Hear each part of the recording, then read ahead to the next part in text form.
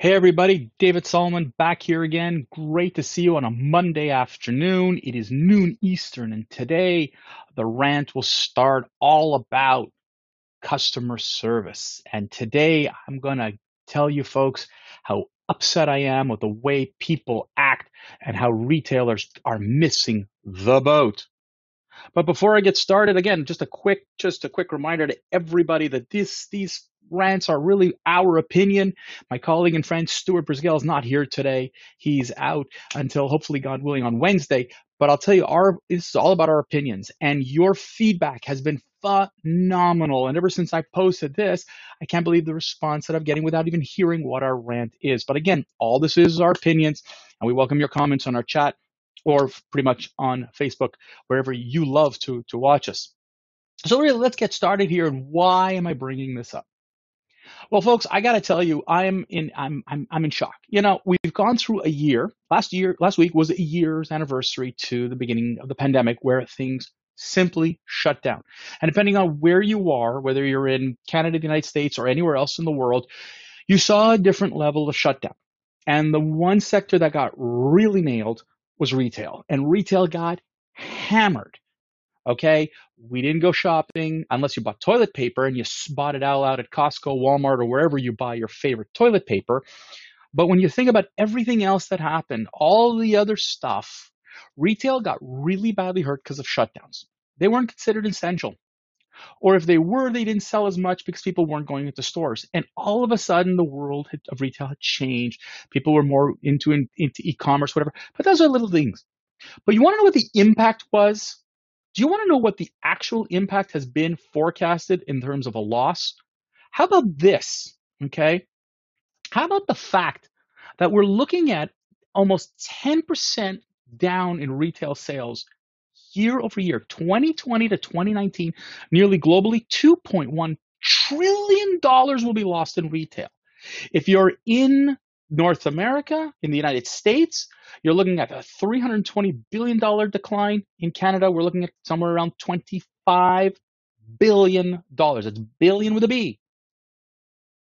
And yet, you would think that the most natural thing to do is, what can I do to make sure that people come by and shop from me? And the number one thing that really, really resonates, and it's not new, is customer service. People will go back to shop at your store, regardless of price, if you give them the right kind of customer service. And I'll give you a story. I don't know if you guys know about Zappos.com. Zappos.com was started by Tony Hsieh and a couple of other of his friends and became the number one online retailer in shoes in the United States back in the last decade. And one of their successes, and their famous story, is the length that they went for customer service to satisfy customers to the nth degree. I mean, like, you cannot imagine the level that they were going to go to. They didn't measure how many calls a day or how quickly they got off the phone. No, the opposite. It was how long they were on a call. We're talking about hours with people, not even talking about shoes, but just to keep people happy. Tony Hsieh got so successful in this case that he was actually giving tours to companies about how amazing their customer service was. They grew it to a multi-billion-dollar company that was bought out by Amazon. May Tony Hsieh rest in peace. Unfortunately, passed away a few weeks ago. But he is remembered as the guru to the notion of the importance of customer service. So to that end, I'm wondering, why haven't the big box retailers, or some of them, woken up to the necessity of really making that a priority? So here's what happened. And this is the story that really irked me about this big box retailer called Best Buy. Best Buy in Canada and the United States are cutting jobs. Stores are in trouble. And you would think that in the middle of this pandemic, 1 year into the pandemic, the one store that you think would be spectacularly successful is Best Buy. Why? Did you see the list of what they sell? Computers, printers, routers. Everybody's been doing this remote work. I mean, people are buying from them left, right, should be buying from them left, right, and center. Television sets, audio systems, because people are investing because they're going to stay home. They needed a better system to watch more Netflix and Disney Plus and Peacock and all the rest of those streaming craves, those services. And then fitness equipment. Yes, they sell fitness equipment, and which leads me to why I'm beyond pissed at Best Buy. So at the end of 2020, my parents, who are in the late 70s, early 80s, decided they need to buy a treadmill. My parents used to go to a gym. They can't go to the gym. And they were looking for the longest time for a treadmill. And they finally found one in stock in Best Buy. And they spent money, a significant sum of money, on this treadmill. Now, we knew it was going to be shipped.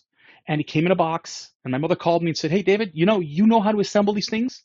You did it for your sister. Can you do it for us too?" And I said, "Sure, no problem." Mask and all, went into their house, put the damn thing together, spent 2.5 hours because Best Buy wanted to charge $500, which in hindsight of the story, maybe would have been an interesting opportunity, but let's not go there. So I went and I spent the time and I put this sucker together, turned it on, and it doesn't work. And I'm like, oh crap, what did I screw up? I dismantle half of it again, check the wiring, do everything again, and I'm spending hours trying to figure out, why is this thing not starting up? I then went online, found the customer service number for the company for the treadmill, which happened to be Nordic Track. I get on the phone, and now I'm waiting an hour to speak to customer service. And finally, after the hour, I spend another 45 minutes setting up an account, going through the warranties, blah, blah, blah, blah, blah. Finally, she tells me, and by the way, she was fantastic, open up the hood of where the motor is. We did a bunch of checks. She says, "You know what, David, it's not you. It's defective. We need to ship parts to the people in Canada to come in and fix it at your parents' place." Great. How long? 3 weeks. 3 weeks to wait for a part. It's COVID. I'm willing to make exceptions. Fine, no problem. Almost 3 weeks later, my father emails them to say, "Okay, where are they coming by?" And they said, "Oh, yeah, part hasn't arrived yet. It's probably going to be another 3 weeks." 6 weeks to ship parts. So finally we said, "Why are there no parts in Canada?" They said, "Well, we don't store parts in Canada. We only leave them in the United States." Finally, my father does get a call. They do come by and they're going to install the thing. They install it and the motor's dead. Doesn't work. Doesn't matter what they do. The whole thing doesn't work. Thank God it wasn't me. I was very excited to hear that it wasn't me. But at the end of the day, the damn thing didn't work. So now it's like, okay, now whose responsibility is this? And they said, "Look, your transaction was with Best Buy. You need to arrange it with Best Buy." We arranged with Best Buy. And I get the supply chain concept, and fine, so be it. This is where the story gets really frustrating. We get in touch with Best Buy, and they're going, "Whoa, we don't know what to do." What do you mean you don't know what to do? There's a policy. We'll get back to you. We'll get back to you. We'll get back to you. It's this back and forth garbage. Again, nobody caring about customer service, nobody caring about customer satisfaction here. Finally, we do speak to someone. They said, "Okay, reluctantly, we'll send someone to pick it up, but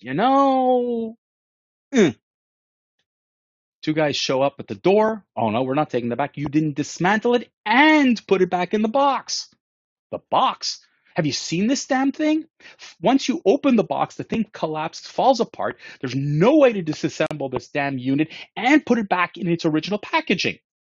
You have to tear this off. There is no box. We get back on the phone with Best Buy. Again, no, you don't dismantle it. We do nothing for you. That's the attitude. Tried to speak to a manager. That's the attitude. We won't do anything for you. Sorry, customer, that you spent thousands on this. We don't care about your satisfaction. Make it convenient for us. We're the retailer. In fact, we want it back the same way you bought it. You're out of your freaking mind. It doesn't work that way. They don't care. So which leads me to the whole frustration as to, so what can we do? Well, let me tell you how pissed off we are, to the point where we're talking about blasting them on social media, a la what I'm doing right here. We're talking about a lawyer's letter because the contract was breached between the retailer and us. We were shipped a faulty unit, and they did jack to ensure that it was okay, and they're doing even less to take it back. So now I need to go back to their house, dismantle it to the best of my ability, find some form of packaging to put this together with. I have to negotiate with them what kind of packaging they're willing to come back and take it with. And only then will they schedule a pickup, and only then they'll decide what to do for us. Ladies and gentlemen, I am beyond pissed off at these guys. And you know what? They deserve the faith that they're getting of losing sales. They're encouraging me today to go find other retailers for the same thing that they're offering. You know, Best Buy, listen carefully. That's not just Best Buy, it's every big box. I heard about Home Depot stories. I've heard of Target stories. I've heard of all kinds of stories. Let me tell you guys, if you don't wake up, we're shopping everywhere else. Thanks to COVID, the world has opened up to me to new places to go shopping. I don't have to go to Best Buy. I could go to Amazon. I can find somebody in another city in Canada or the United States to find what I want.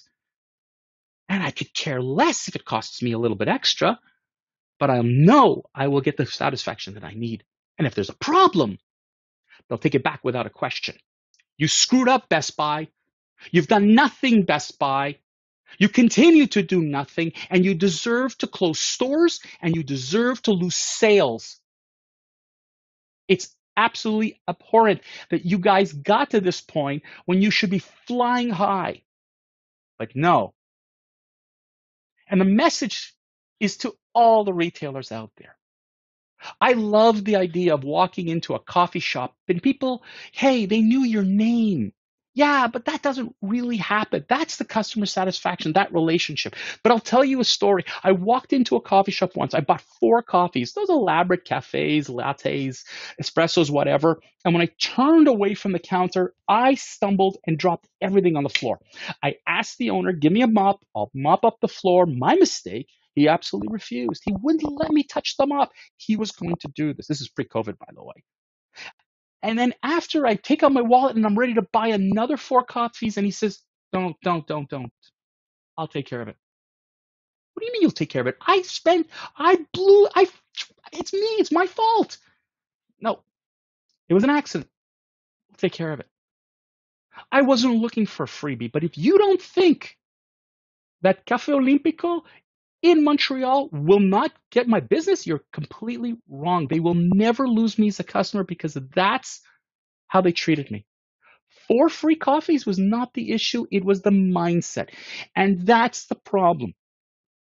The cultural mindset of customer service doesn't start at the bottom. No one is allowed to make a decision. It all starts at the top.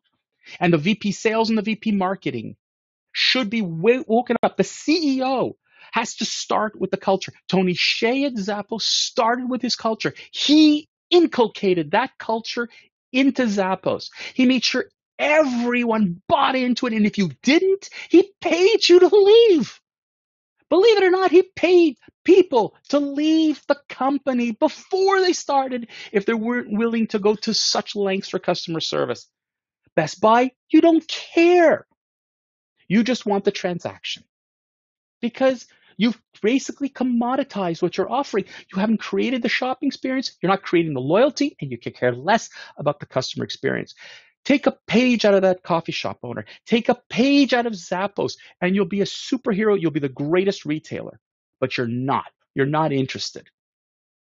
And that's why I am furious with these guys. You have an opportunity. Make it happen. And if you can't start at the top, insisting that customer service is primo number 1, it is the number 1 directive, is the number 1 essential thing we need in a company, then you know what? Close your doors. We'll find somebody else, whether it's online or physical. So to all those out there who are listening, who are retailers, who own a store, here's your opportunity to capture back those customers that may have gone away because of COVID. It's not because they don't like you. It's that they're looking for the shopping experience that will make them feel good. Customer service leads to customer loyalty. They will never leave you. They won't argue price. if you treat them right. Not that they're always right. Customers aren't always right. That is a myth. But making them feel right, making them feel important, making them feel that you truly appreciate their business and are willing to do just about anything to make them happy is what's going to make them shop again with you. I can't wait to hear your stories. Put them into our chat, put them onto Facebook, put them on everywhere. I want to hear your stories. What pissed you off with your customer service experience? I'd love to hear all about it. Ladies and gentlemen, on that amazing, amazing note, I'm going to wish you all a great day. Stay safe, stay well, and remember, your dollar means so much to you. It should matter to the people you shop at. Stay well. Have a great day, guys. We'll see you on one day. Check out our Facebook page for the topic to come. Check out the rantnetwork.com for archives for previous rants. We all really love you and respect you. Have a wonderful day. Stay well.